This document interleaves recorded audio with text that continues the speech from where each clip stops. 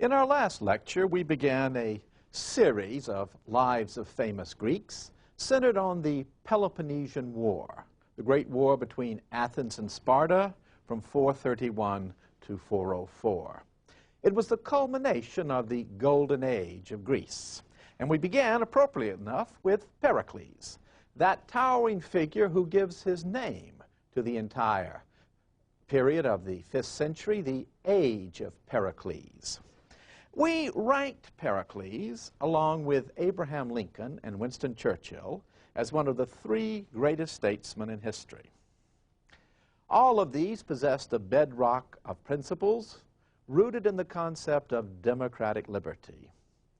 All of them possessed a moral compass, a keen sense of right and wrong, ambitious men who nonetheless would not do certain things because they believed them to be wrong. Each of them had a vision for his country and believed that his country was unique and worthy of its great position, and each, Lincoln, Churchill, and Pericles, was able through the spoken word to build a consensus to achieve that vision. And each of them had critics. We forget sometimes how bitterly Lincoln was criticized during the American Civil War. Even at the time of the Gettysburg Address, one of the congressmen quipped, "Let the dead bury the dead," meaning let Lincoln go up there and give a speech if he wanted to. He was politically dead. Others said it is such an embarrassment to tell a foreigner that this bumbling man is the president of our country. And Churchill had severe critics who kept him out of the government for years. Stanley Baldwin said, "You know, Winston is bright, but there's something wrong there. There's a wheel loose in Winston. He just cannot be trusted." Cannot be trusted. And even today, there are historians who say that Churchill forced Britain into an unnecessary war with Germany. And so, Pericles, too, had his critics. But Plutarch, while giving us the reports of these critics, nonetheless is quite sure of the greatness of Pericles. And Plutarch's life of Pericles is one of his very best biographies, crisp and clear, not attempting to duplicate what the historian Thucydides says, but to complement it and to enhance it. And as he does with his life of Alexander the Great, Plutarch, at the beginning of the life of Pericles, puts in a statement about his purpose in writing these biographies, his purpose of morally improving the reader. And he says that we should use our ability to learn to study worthwhile things. He points out that Philip, the king of Macedonia, says to his son Alexander, "Don't learn to play an instrument well. A king should have the leisure from time to time to listen and enjoy music, but to learn to play an instrument is not worthy of you." And to study history, or to study an individual, is to pick an individual who is worthy of your attention and will inspire you to go on and do great deeds, whose virtue, as it were, infects you with the desire to be greater than you might otherwise be. And so, he says, Pericles is a model to us. And Pericles was not only a political leader, he was an intellectual leader. It was his greatness of mind, his greatness of spirit, that drove the Athenians to accomplish more than just political and military glory. He gave them enduring greatness in the field of art and literature, in the field of thought. He would say in his speech to the Athenians at the time of the Peloponnesian War, "We will not need a Homer in later years to sing of our glory, for we have left behind the most enduring monuments of our greatness." And those monuments still confront us. They confront us when we go to Athens and see the Acropolis. They confront us in book after book, in paperback. The plays of Sophocles and Euripides and Aeschylus, the history of Thucydides, works that would not have come into being except for the intellectual excitement of the Athenian democracy. And Pericles was the essence of this intellectual excitement. And we want to look at that age of Pericles, its intellectual achievements, in the figures of Anaxagoras, Phidias, and Aspasia, all close friends of Pericles, and each distinguished. Anaxagoras as a thinker, Phidias as an artist, and Aspasia representing the challenge to conventional values that was the essence of the intellectual revolution of Athens in the 5th century. And that revolution was the product of democracy, the radical democracy that Pericles led the Athenians to achieve, in which every citizen was held to be capable of possessing any governmental office and functioning well in it, in which the goal was to involve citizens as actively as possible in all aspects of government. And the economic opportunity, as well as the freedom of thought of Athens, this tolerant, open society, brought to Athens the finest minds of the Greek world. Men like Anaxagoras from Asia Minor, not an Athenian citizen, but attracted to Athens because of its opportunities. He was one of the sophists. The word means wise man. We might translate it by professors. They were experts, and they taught wisdom. They might teach you how to speak well, for the ability to persuade an audience was the key to success in the Athenian assembly. And sophists could teach you how to move an audience. They were well paid. And the best of the sophists, if you were going to have your son study under them, would cost about as much as a year's tuition at Harvard today, in relative terms. They taught political wisdom. And they taught their students to challenge all conventional ideas. They did not believe in absolute right and wrong. One of the most famous of them, Protagoras, said, "As to the gods, I do not know whether they exist or not. Human knowledge is too limited. Life is too short." Man, he said, Protagoras, is the measure of all things, divine and human. That is to say, it is man that sets up the standards. It is man who decides what is right and wrong. It is man who decides what is justice. There is no abstract idea of justice that the gods have set down for all time. One of their favorite stories was that the king of Persia had invited in a group of Greeks, and he asked those Greeks how much money they would take to eat their grandparents. And they were utterly shocked at this idea. No amount of money could persuade them to eat their grandparents. Then he invited in a group of Indians and asked them how much money they would take not to eat their grandparents. And they were appalled at this idea, for there was no greater sign of respect than when your grandparents got old to knock them in the head, cook them up, and eat them. And thus they were always part of you. And so the sophists taught this. And their students would go home, and their father would ask them, "What did you learn in school today?" "Well, that cannibalism is neither right nor wrong. It's just a matter of the circumstances." "What? This is the most appalling thing I've ever heard of. Don't you know how the gods punished, for example, Tantalus for serving up his own son to them?" "Oh, Dad, you believe those old stories, those myths? Don't you know those are just invented by people to keep others in check?" "What?" "Yes. Why, the gods themselves don't exist. They're just stories that are made up. And justice and law? Justice and law are only chains that the weak make to hold the strong man in check." "Oh, that's the most terrible thing I ever heard of." "Well, Dad, remember when you took me to the assembly yesterday?" "Yes." "And you remember we had that debate?" "Yes." "And you remember the debate was whether we should punish the revolt of the Samians in the most severe fashion?" "And what was the guiding principle?" Might makes right.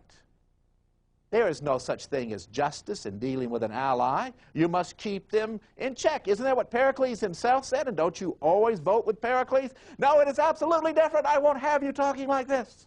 So that is what the sophists did. And Anaxagoras was one of the most powerful minds of the sophist. He appealed in particular to Pericles. For Anaxagoras taught that reason moves the world. Nous, the mind. And a great rational mind set everything into being. And all matters could be solved rationally. And that was Pericles. He was the Olympian, some called him. Like Zeus, he could not be perturbed. One day he was walking home from the assembly, Pericles was, and a man was following him along, ranting and raving at him. And Pericles just went along and let the man rant and rave. When they got to his house, Pericles said, "I would like to invite you in, but I have something to do this evening, but I will give a servant a torch, and he will light your way home." Nothing ever perturbed him, and that was the influence of Anaxagoras. One of Pericles' sons found his personality, the personality of his father, so cold, so aloof. He just hated him. And he brought charges against his father, essentially for being a cold man. And he said, "You cannot believe the slave who helped raise my father was killed by a javelin that was thrown by mistake in the gymnasium. And my father, instead of grieving over that man, spent the whole day discussing with the sophist whether the javelin should be punished, because that was ancient Athenian law. If a roof tile fell off and hit you in the head and killed you, the roof tile was brought to court and sued. And so was the javelin. And instead my father argued, no, we do not punish someone or something for what they have done, but rather to deter others.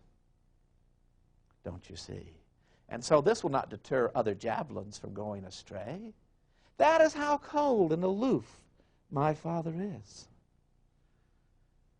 And Anaxagoras taught there were no gods, and the sun is but a red-hot piece of metal in the sky. And when Pericles gave his magnificent speech over the bodies of those who had fallen in the first year of the Peloponnesian War, the funeral oration, describing the values of the Athenian democracy, in that whole long speech, there is not a single reference to the gods. Some have seen in Lincoln's Gettysburg Address a conscious emulation of Pericles' funeral oration. But Lincoln says there that the United States will have a new birth of freedom under God. But God is not in Pericles' vision of Athens. So he believes indeed that man is the measure of all things. And Anaxagoras was a close friend of Pericles. Another close friend was Phidias, an Athenian citizen, unlike Anaxagoras. And Phidias embodies the artistic and architectural revolution of the Athenian democracy. The basic forms of Greek art and architecture can be traced back to Egypt and were borrowed by the Greeks in the 6th century BC. But after the Persian Wars, there is an enormous stride in which the Greeks break loose from all the restraints that mark Egyptian art and architecture. The Egyptian searched for eternity in his rigid statues, but for the Greeks, there is movement and vitality and vigor.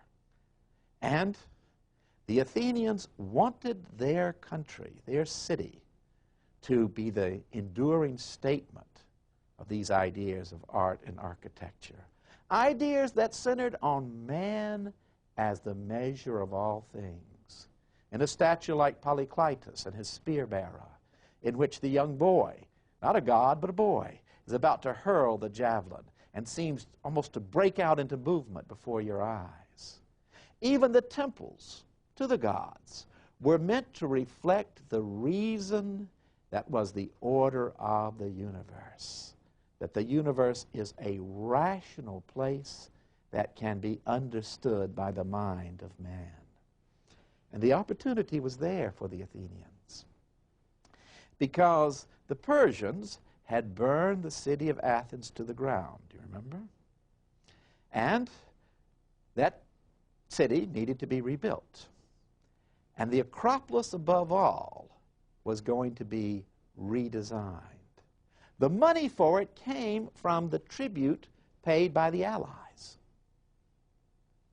These vast sums of money, more than 600 talents a year pouring into Athens, Pericles persuaded the Athenians to use to completely redo the Acropolis, the high city, the sacred area of Athens. And so his friend Phidias was entrusted with the overall designing of the Acropolis, with the designing of a great monumental entranceway, with a huge new temple to Athena, the virgin goddess, the Parthenon, and with a statue to Athena in the very interior of the temple, and with other temples, such as a magnificent temple to Athena in her guise as the bringer of victory, Athena Nike. And the work began.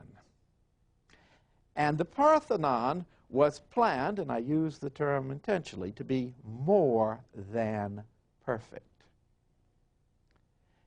A Greek temple is geometrical perfection. And the Parthenon carried this one step further. Like all Greek temples, it is meant to be appreciated from the outside, and it is an appeal to your reason. Gothic cathedral is utterly different. You go inside a Gothic cathedral and you're caught up in a mystic rapture by the light pouring through the windows, and you can't keep your eyes on the floor or even on the walls. They soar up. With the Acropolis, with the Parthenon, you look at the outside, and your mind is guided step by step by step to appreciate its reasoned order, its symmetry. And in the case of the Parthenon, all manner of refinements were built into it, so that the platform is slightly higher in the middle than at the edges.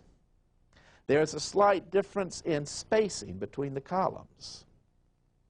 And this means that every capital of every column needs to be specially milled. You just can't run them all off on an assembly line. And these correct optical illusions, if the platform did not go up a little bit in the middle, it would seem to buckle.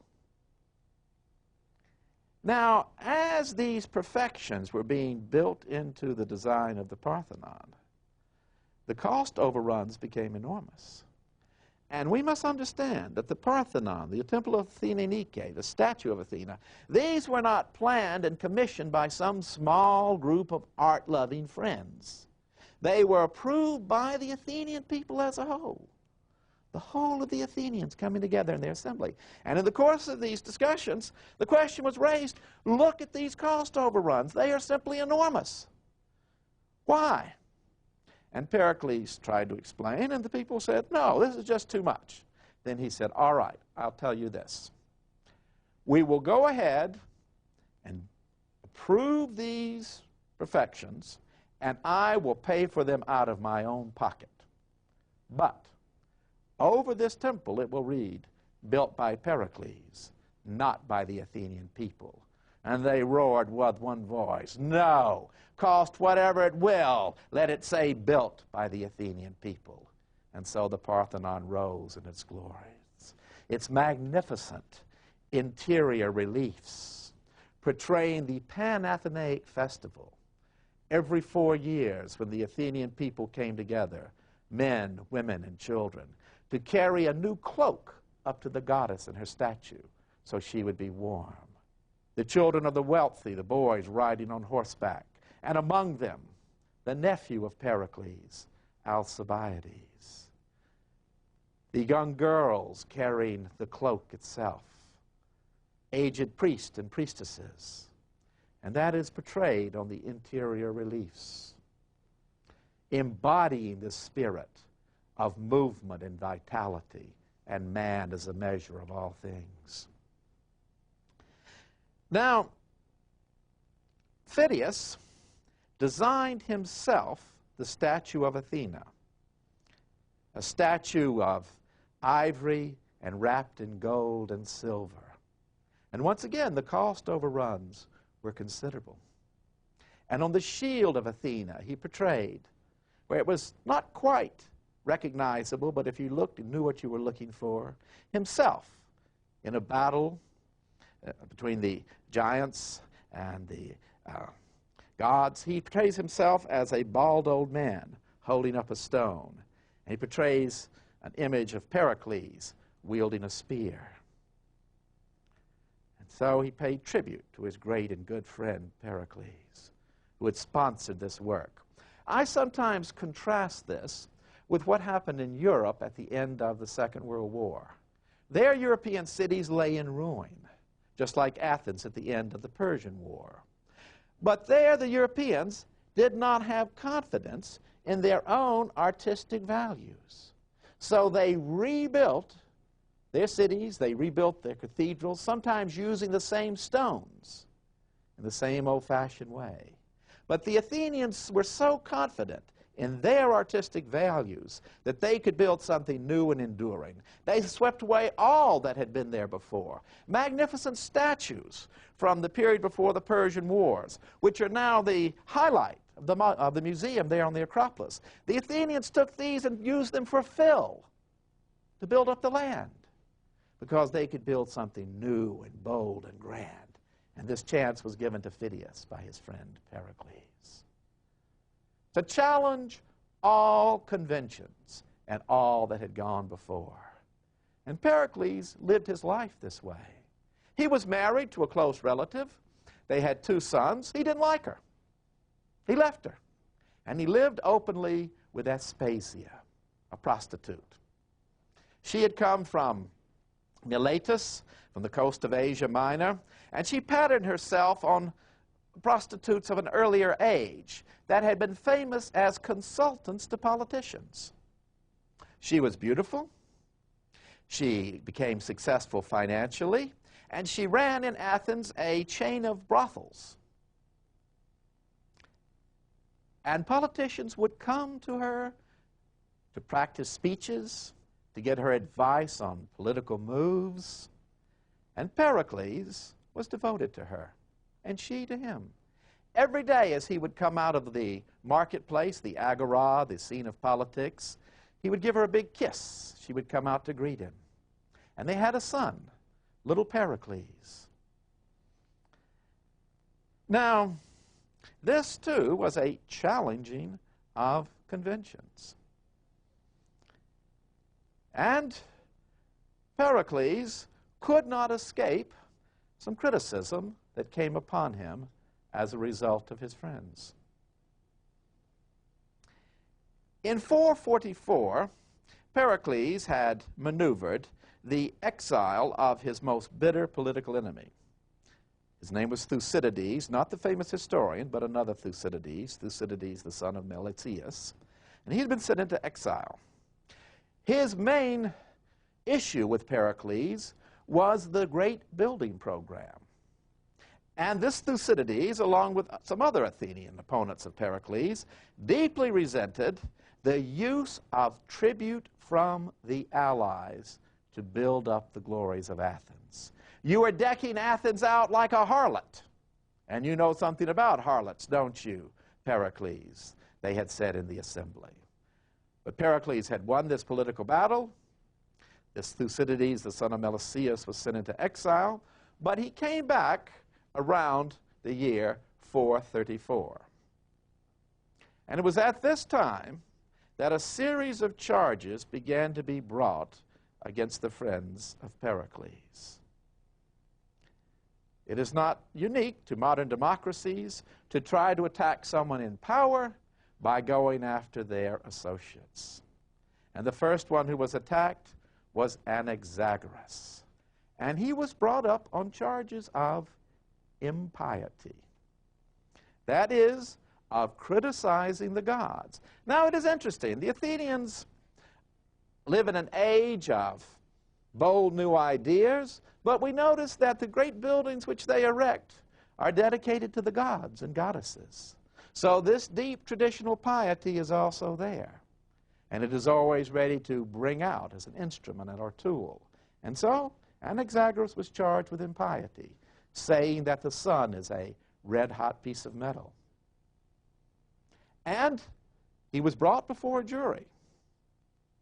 And only the influence of Pericles postponed the trial until Anaxagoras could go into exile. So this friend was removed. And then, more serious, charges against Phidias.